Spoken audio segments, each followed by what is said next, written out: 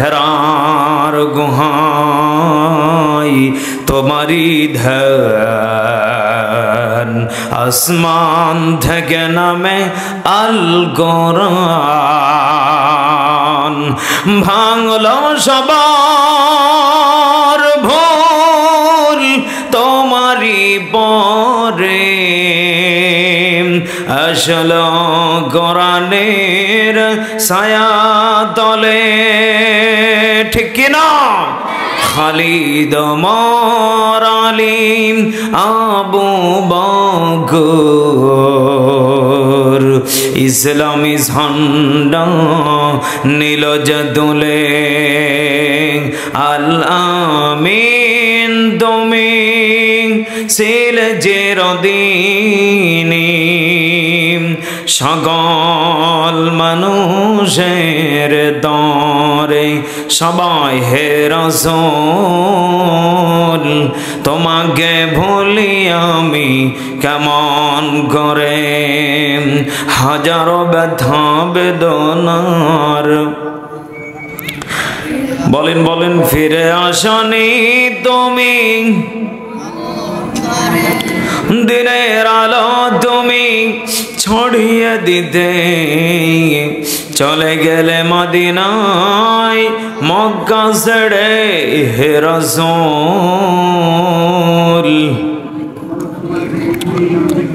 কেমন করে হে রাসূল, তোমাকে ভুলি আমি কেমন করে। কলিজার টুকরা প্রাণ প্রিয় ওড়ংপুরবাসী, সাপাহার থানাবাসী, নওগাঁ জেলাবাসী, বলেন তো দেখি রসুলকে ভোলা যাবে? আর জোরে বলেন তো দেখি আমার নবীজিকে ভোলা যাবে? বলেন তো দেখে আমার নবীকে সব থেকে দামি উত্তম নবী বলে স্বীকৃতি দিয়েছেন তিনি কে? আমরা সেই নবীর উম্মত হতে পেরে আমাদেরকে দামি করেছেন তিনি কে? বলেন তো দেখি সেই নবীকে নিয়ে যদি কেউ কটূক্তি করে আমরা কি মুসলমান ঠিক থাকতে পারবো? আর ওসরে বলেন পারবো? আমরা ওই সমস্ত নাস্তিক মুরতাদের বাচ্চাদেরকে জানিয়ে দিতে চাই, তোমরা আমার নবীকে নিয়ে যত পরিমাণ ষড়যন্ত্র করো না কেন, তোমরা আমার নবীকে নিয়ে যত পরিমাণ কটূক্তি করো না কেন, আমরা বাংলার বীর মুসলমান একবার এই দুনিয়াতে ঈমান নিয়ে কবরে যাওয়ার জন্য রেডি আছি। এই বাংলার জমিন থেকে আমরা যখন বিদায় নেব একটা বারের জন্য ঈমানি শাহাদাতি ঈমানি মরণের জন্য আমরা রেডি আছি। তোমাদের মত নাস্তিক রাম বাম মুরতাদের বাচ্চাদেরকে গুনার টাইম নাই, চিল্লা বলেন ঠিক কিনা? এই জন্য কলিজার টুকরা প্রাণপ্রিয় ওড়ংপুরবাসী, সাপাহার থানাবাসী, আমাদেরকে ঐক্যবদ্ধ হতে হবে। টুপি নিয়ে ঠেলাঠেলি করলে হবে না, লম্বা জুব্বা নিয়ে ঠেলাঠেলি করলে হবে না, দাড়ি নিয়ে ঠেলাঠেলি করলে হবে না। আমরা মুসলমান ঐক্যবদ্ধ যখন হয়ে যাব, এই সমস্ত নাস্তিক রাম বাম মুরতাদের বাচ্চা বাংলার জমিন ছাড়তে বাধ্য হবে, ঠিক কিনা? নাস্তিকতা নিফাজ্জাক, দিন ইসলাম জিন্দাবাদ। নাস্তিকতা নিফাজ্জাক, দিন ইসলাম জিন্দাবাদ। কোটি প্রাণে একই আওয়াজ, খোদার দুঃখী ছাড় পাবে না, এই বাংলায় ঠাই হবে না, মুসলমানরা জেগেছে আজ। তোলো তোলো আওয়াজ তোলো, জোর কদমে সামনে চলো, সবাই মিলে একই তালে দাও না স্লোগান, ওই নারায়ে তাকবীর, নারায়ে তাকবীর। মুসলমানের এই দেশেতে নাস্তিকদের ঠাঁই নাই, নাস্তিকদের পক্ষে যারা তাদের কোনো রক্ষা নাই। মুসলমানের এই দেশেতে নাস্তিকদের ঠাঁই নাই, নাস্তিকদের পক্ষে যারা তাদের কোনো রক্ষা নাই, ঠিক কি না? এ দেশেতে থাকতে হলে কোরআন মানতে হবে, কোরআন না মানলে তারা বিতাড়িত হবে, বিতাড়িত হবে। তোলো তোলো আওয়াজ তোলো, জোর কদমে সামনে চলো, সবাই মিলে একই তালে দাও না স্লোগান, এই নারায়ে তাকবীর, নারায়ে তাকবীর। সকলে জবান খুলে পড়ি আলহামদুলিল্লাহ। এখানে যারা এসেছেন বসেছেন, বলেন তো দেখি আমাদের নবীজি যেই দোয়াটা পড়তেন, আমাদের প্রত্যেকটা সময় এই দোয়াটা পড়া দরকার আছে না নেই? আমার দেশের অধিকাংশ মানুষ বলে হুজুর করব কি, রহমত বরকত যে পরিমাণ আলু এবার পেয়েছি আর আম পেয়েছি, ও দোয়া করা লাগে নাকি? ও সাথে এমনি হয়ে যায় না। আমের যে দাম, সাপাহারের মানুষ তো এখন কোটিপতি নাকি? দোয়া ছাড়াই কোটিপতি হয়ে গেছেন আপনারা? না, আল্লাহ পাক বলেন আমি আল্লাহ নিয়ামত দিতেও পারি, ছিনিয়েও নিতে পারি, এতে কোনো সন্দেহ? আর জোরে বলেন সন্দেহ? আল্লাহ রাব্বুল আলামিন বলেন হে আমার বান্দা বান্দিরা, আমি আল্লাহ রাব্বুল আলামিন পৃথিবীর ময়দানে তোমাদেরকে বান্দা শিক্ষার জন্য, ক্লাসের জন্য, দুনিয়াতে অল্প সময়ের জন্য আমি আল্লাহ পাঠিয়েছি। কেন পাঠিয়েছি? আমি আল্লাহ রাব্বুল আলামিন এই কারণেই তোমাদেরকে পাঠিয়েছি, পরীক্ষার হল। কি বলেন? আল্লাহ পাক বলেন হে নবী আপনি জানিয়ে দেন আপনার যারা উম্মতে মুহাম্মাদি বলে দাবি করবে, স্বীকৃতি দেবে, তারা প্রত্যেকেই যেন এটা মনে রেখে দেয় তাদেরকে দুনিয়ার মায়া ত্যাগ করে পরকালের জন্য তৈয়ার থাকা লাগবে। অথচ আমার দেশের মুসলমান পরকাল নিয়ে চিন্তা কি করবে? ওর বাচ্চা কাচ্চার বউ বাচ্চা, বাড়ি গাড়ি, ব্যাংক ব্যালেন্স, এ কথা বলবে কেন? কিভাবে সংসারের উন্নতি করা যাবে? ও ছাতা নামাজ কোন দিকে আর খবর নেই। সামনে মাহে রমজান, সারাটা দিন কিভাবে কামাই করা লাগবে ওর চিন্তাতে ঘুম নেই, অথচ রমজান চলে যাচ্ছে। এই কথা বলেন না কেন? আল্লাহ রাব্বুল আলামিন জানিয়ে দিলেন ইয়া আইয়ুহাল্লাযীনা আমানু কুতিবা আলাইকুমুস সিয়ামু কামা কুতিবা আলাল্লাযীনা মিন ক্বাবলিকুম লাআল্লাকুম তাত্তাকুন।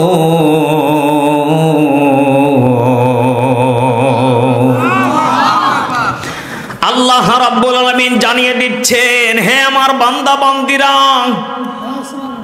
ইয়া আইয়ুহাল্লাযীনা আমানু, হে ঈমানদারগণেরা তোমাদেরকে আমি আল্লাহ জানিয়ে দিচ্ছি। কি জানাচ্ছেন? আল্লাহ পাক বলেন হে নবী আপনি জানিয়ে দেন হে ঈমানদারগণেরা তোমাদের উপরে আমি আল্লাহ রোজাকে ফরজ করে দিয়েছি। সুবহানাল্লাহ বলেন। এখানে এখনো যদি কোনো দাদাকে জিজ্ঞাসা করা হয় সত্য করে বলেন তো দেখি রোজা কি, ও সুন্নাত করে ফেলবে, রোজাটা জানেই না। এমনও দাদা বসে আছে। গত কয়েক বছর আগে আমি মহাদেবপুর থানা চেরাকপুর মাহফিলে গিয়েছিলাম। হঠাৎ করে রাস্তায় গাড়ি ব্রেক করে চা খাচ্ছি, ৩-৪ জন মুরব্বী মাহে রমজান নিয়ে গবেষণা করতেছে। মনে মনে চিন্তা করলাম দাদাকে কিছু একটু প্রশ্ন করে দেখি। এক দাদা বলে আমারটা ঠিক, আর একজন বলে আমারটা ঠিক। 3 দাদা মিলে চা খাচ্ছে, গল্প করতেছে, মেতে আছে। সালাম দিলে বললাম দাদা ভাই এত কথা বলতেছেন, আপনাদেরকে আমার পছন্দ হয়েছে, সত্য করে বলেন তো দেখি আমরা মুসলমান না অন্য ধর্মের? এই বলো কি তুমি? ছোট মানুষ এত বড় কথা মানে? মুসলমান আমরা, হ্যাঁ মুসলমান মানে ভালো কথা মুসলমান। সত্য করে বলেন তো দেখি আমি আপনার নাতি হতে পারি, ইমানদারি কথা বলবেন। বসে শোনে, বয়স কিন্তু শেষের দিকে। সত্য করে বলেন আমাদের নবীর নাম কি? পারবো না মানে? পারলে কি করবে? আমাকে 3 কাপ চা খাওয়াবো। 3 কাপে হবে না। কয় কাপ খাবেন আপনি? খেন বলেন। উনি আমাকে বলতেছে দাদা ভাই সত্য করে কি বলবো? হ্যাঁ বলেন। আব্দুল্লাহ। এ কি সুবহানাল্লাহ? আরে জোরে বলেন। এখন ওই এলাকাতে এমনও দাদা আছে কবর এক পা চলে গেছে, ওকে যদি জিজ্ঞাসা করেন সত্য করে বলেন তো দেখি নবীর নাম কি, দেখবেন আব্দুল্লাহ বলবে, এতে কোনো সন্দেহ নেই। অথচ আব্দুল্লাহ নবীর বাবার নাম, নবীর নাম হযরত মুহাম্মদুর রাসূলুল্লাহ। সকলে পড়ুন সাল্লাল্লাহু। কলিজার টুকরা বাবাজিরা, আমি যেই কথা আপনাকে বোঝাতে চাচ্ছি, আল্লাহ পাক বলেন হে আমার বান্দা বান্দিরা তোমাদের ওপরে আমি আল্লাহ মাহে রমজানকে ফরজ করে দিয়েছি। চিৎকার মেরে বলেন সুবহানাল্লাহ। শুধু আমি ফরজ করে দিয়েছি তোমাদের উপরে না, কামা কুতিবা আলাল্লাযীনা মিন ক্বাবলিকুম, আমি আল্লাহ রাব্বুল আলামিন তোমাদের পূর্বপুরুষ যারা ছিল, তোমার দাদা, তোমার নানা, তোমার 14 গোষ্ঠী যারা গহীন কবরে বিদায় নিয়ে চলে গেছে, আমি আল্লাহ রাব্বুল আলামিন তাদের উপর এই রোজাকে ফরজ করে হুকুম করে পাঠিয়েছি। সুবহানাল্লাহ বলেন। কলিজার টুকরা প্রাণপ্রিয় সাপাহারবাসী, নওগাঁ জেলাবাসী, উড়ংপুরবাসী, সত্য করে বলেন তো দেখি, মাহে রমজানে ইখলাসের নিয়তে যারা রোজা রাখবে, আল্লাহ পাক বলেন বান্দা তোমাদেরকে আমি আল্লাহ পুরস্কার দিব, এতে কোনো সন্দেহ? বলেন বলেন। আল্লাহ পাক বলেন লাআল্লাকুম তাত্তাকুন,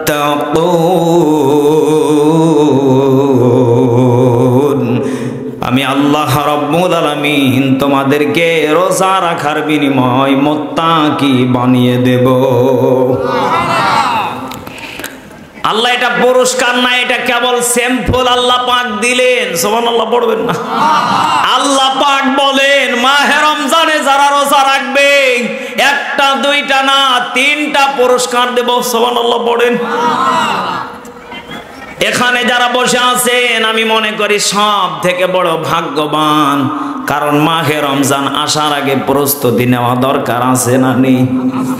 অথচ এলাকার কত মানুষকে আপনি জিজ্ঞাসা করে দেখা লাগবে না, নিজের চোখে বাস্তব জীবনে আপনি যদি প্রেক্ষাপট তাকিয়ে দেখেন, মেয়ের বিয়ে দেবে, সাপাহার শহরে গিয়ে কয়টা বক্স ভাড়া করা লাগবে, কতদিন আগে ওর হুঁশ ঠিক আছে? কথা বল না কেন? বিয়ের কার্ড বানানো লাগবে, কোথায় কোথায় দাওয়াত দেওয়া লাগবে, সব জায়গাতে 1 মাস আগে পৌঁছে যাবে। অথচ মুসলমানের সন্তান দাবি করে মাহে রমজান চলে আসে, ওর কোনো খবর নাই।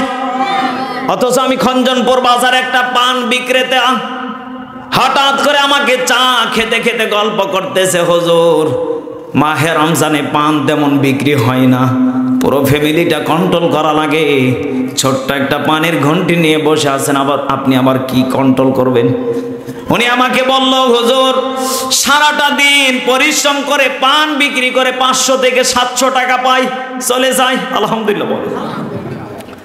হুজুর সামনে মাহে রমজান, চিন্তা করেছি, গবেষণা করে দেখলাম পুরো মাহে রমজানে বউ বাচ্চা কাচ্চাকে সুখ দেওয়া লাগবে। কি দেওয়া লাগবে?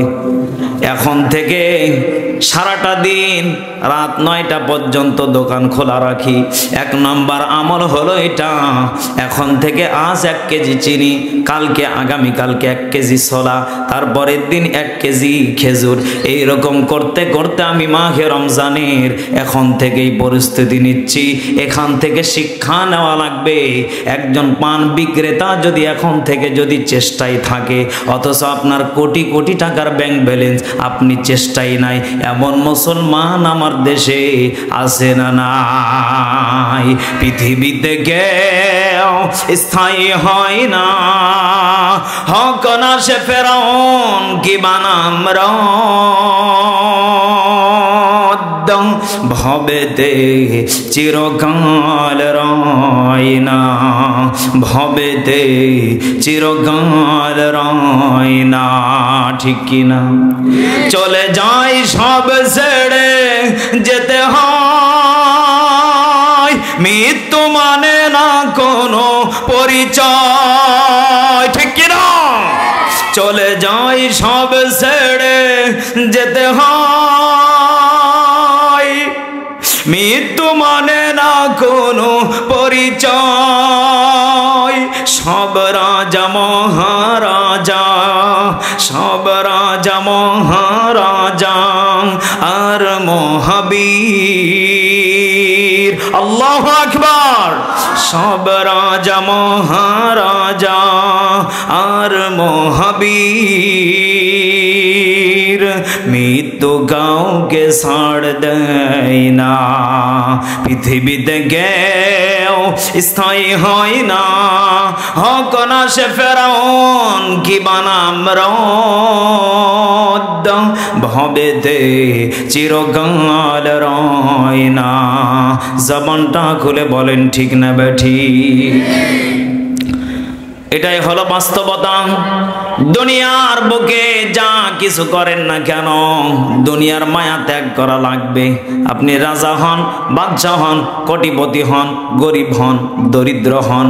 আজকেও তো আমি সেই কুড়িগ্রাম থেকে মাহফিল শেষ করে এসে প্রায় 300 থেকে 350 কিলোমিটার জার্নিং করে এসে আজকেও সেই বড় দায়িত্বপুর চাঁপাইনবাবগঞ্জে আমি আমার বড় আম্মাকে দাফন করে আসলাম। জানাজার মাঠে কথাগুলি যখন বলতেছিলাম, লাশটাকে যখন সামনে নিয়ে মনে হচ্ছিল, হায়রে দুনিয়া, এই মানুষটাও তো একদিন আমাদের মতো ছিল, অথচ আজকে তাকে চকলেটের মতো করে বেঁধে দেওয়া হলো। না জানি আমাকেও তো একদিন চকলেটের মতো করে বেঁধে চিরতরের মতো কবর স্থানে রেখে দিয়ে চলে আসবে। কথা বলেন ঠিক কিনা? জানাজা পড়াইলাম, কবরের ভিতরে যখন নামলাম, শরীরটা থরথর করে কেঁপে উঠলো। মনে মনে তাকিয়ে তাকিয়ে মাটির দিকে, নিচু দিকে চোখ করে দেখলাম, আহারে আমি মেহেদি হাসান মেজবাও কিন্তু একদিন এই 3.5 হাত মাটির ঘরে আমাকেও তো একদিন রেখে চলে যাবে। কথা বলেন না কেন? কলিজার টুকরা বাবাজিরাম, শেষ রজনীর দিকে একটা কথা বলে বিদায় নিয়ে চলে যাব। বলেন তো দেখি, সামনে মাহে রমজান, আমরা প্রত্যেকেই মাহে রমজানে রোজা রাখবো কি রাখবো না? আরো জোরে বলেন, রাখবো কি রাখবো না? আল্লাহর নবীজি চোখের পানি ফেলতেন এই কারণে, কারণ মাহে রমজান আসলে আল্লাহর নবীজি বলেন, যারা ইখলাসের নিয়তে মাহে রমজানে রোজাগুলি পালন করতে পারবে, ফজরে সেহরি খাবে, সারাটা দিন বান্দার সামনে খাবার থাকবে, বান্দা একটা বারের জন্য লোভ লালসা করবে না, কারণ দিলের ভিতরে ভয় রাখবে কার? আরো জোরে বলেন কার? আল্লাহ রাব্বুল আলামিন বলেন, আমানুত্তাকুল্লাহ, আমি আল্লাহর ভয় যার দিলের ভিতরে ঢুকে যাবে, ও ঘরের আধারেও খেতে পারবে না, বাহিরেও খেতে পারবে না, কারণ বান্দা ভয় করে আমি আল্লাহকে, রোজা রাখবে বান্দা আমার জন্য। চিৎকার মেরে বলেন ঠিক না বেঠি? অথচ সব থেকে একটা বড় কষ্টের বিষয়, এখন প্রায় প্রতিটা মাহফিলে আমি এই কথাটা আমার জ্ঞানে বিবেকে, হয়তো কোনো বক্তার কাছে শুনেছেন কিনা জানি না, তবে আমি শুনিনি। আমি আমার বিবেক দিয়ে আমি এই সাপাহারের ছোট্ট একটা প্রেক্ষাপট তুলে ধরে, আল্লাহ রাব্বুল আলামিন বলেন, এই পৃথিবীর ময়দানে পর্দার হুকুম আমি আল্লাহ করে থাকলে একমাত্র নারীদের জন্য করেছি। কথা বলেন না কেন? আল্লাহ পাক বলেন, অকরনা ফি বুয়ুতিকুন্না ওয়ালা তাবাররাজনা তাবাররুজাল জাহিলিয়াতিল উলা। জোরে বলেন আল্লাহু আকবার। আল্লাহ রাব্বুল আলামিন বলেন, হে নারী জাতিরা, তোমাদের উপরে আমি আল্লাহ পর্দাকে ফরজ করে দিয়েছি। সুবহানাল্লাহ বলেন। এই পর্দার হুকুম দিয়েছেন কে? বলেন তো দেখি, মা বোন কি তা করে? বলেন বলেন। সব থেকে বড় বিষয় হলো এটা, ও পর্দা করবে কি? বাহিরে যা করা লাগে, ভাইয়ের সামনে যত সাজুগুজু করা লাগে করে, অথচ ওর স্বামীর সামনে নোংরা পোশাক নিয়ে যায় এমন মা বোন আছে না নাই? আরো জোরে কোন আছে না নাই? গলিসার টুকরা বাবাজিরা, আমি সেই কথাটা আপনাকে বোঝাতে চাচ্ছি। আল্লাহ পাক বলেন, পর্দার হুকুম করেছে আমি আল্লাহ নারীদেরকে, অথচ মাঘে রমজান আসলে সাপাহারের মুসলমানের যে বড় বড় হোটেলগুলি আছে, ও সাদা মাথায় থাকে টুপি, শরীরে থাকে পাঞ্জাবি, মুখে থাকে দাড়ি, মুখে থাকে মেসওয়াক, ও দেখবেন পর্দা করার কথা মা বোন পর্দা করে রমজান মাসে হোটেলে। হাসেন আপনি কোন কায়দাতে? সত্য করে বলেন। আমি সাপাহার শহরে রমজান মাসে মাঝে মাঝে হঠাৎ এসে দেখি, আহা গো করছে কি, অথচ মুসলমান দাবি করে, আর মুখে মেসওয়াক, জুব্বা, টুপি, পাঞ্জাবি, পাগড়ি পরেও ক্যাশে বসে থেকে টাকা নিচ্ছে, খাওয়াচ্ছে। অথচ এটা মাহে রমজান যাচ্ছে, ওর একটা বারের জন্য হুঁশ হয় না যে একজন রোজাদার ব্যক্তি, বেরোজাদার ব্যক্তি, আমি যাকে পান করাচ্ছি তার যত সমপরিমাণ গুনাহ হচ্ছে, আমি একজন হোটেল দোকানদার হয়ে সহযোগিতা করার কারণে, ডেলিভারি দেওয়ার কারণে আমিও নেকি পেয়ে যাচ্ছি। ওকে নেকি? গজব! কি বলেন বলেন? গজব গজব। আবু জেহেল একদিন নবীজিকে জিজ্ঞাসা করলেন, ইয়া রাসূলুল্লাহ, ইয়া হাবিবাল্লাহ, আপনি যে নবী সেটা আমি জানি, আপনি যে নবী বলেন বলেন। মনে হয় আপনাদের কষ্ট হচ্ছে। শেষ করে দেব, শেষ করে দেব। একটা তাকবীর দেন, লিল্লাহ তাকবীর, লিল্লাহ তাকবীর। আবু জেহেল সারা রাত মানে এখান থেকে আর একটাতে যাওয়া লাগবে, আলহামদুলিল্লাহ বলবেন না? আবু জেহেল একদিন নবীজিকে ডাক দিয়ে বলতেছে, ইয়া রাসূলুল্লাহ, ইয়া হাবিবাল্লাহ, আমি জানি আপনি নবী, আমি মানি আপনি নবী, কিন্তু আমার দিল ইয়াকিনের প্রতি যেটা আছে আস্থা পাই না। নাউজুবিল্লাহ বলেন।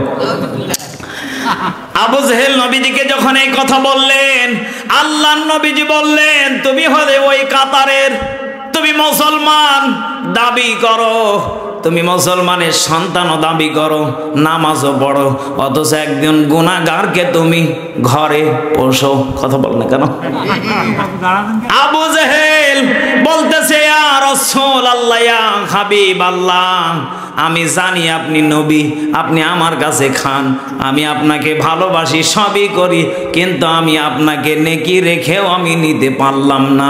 অথচ আমার দেশের মুসলমান নেকি নেবে কি? ও ছাতা গুনাহ ঢুকিয়ে বোঝা বানাচ্ছে। এজন্য কলিজার টুকরা প্রাণপ্রিয় সাপাহারবাসী, মাহে রমজান আসার আগে 11টা মাস আল্লাহ আপনাকে আমাকে দিয়েছে। 11টা মাসের ভিতরে রহমত বরকত নেওয়া লাগবে।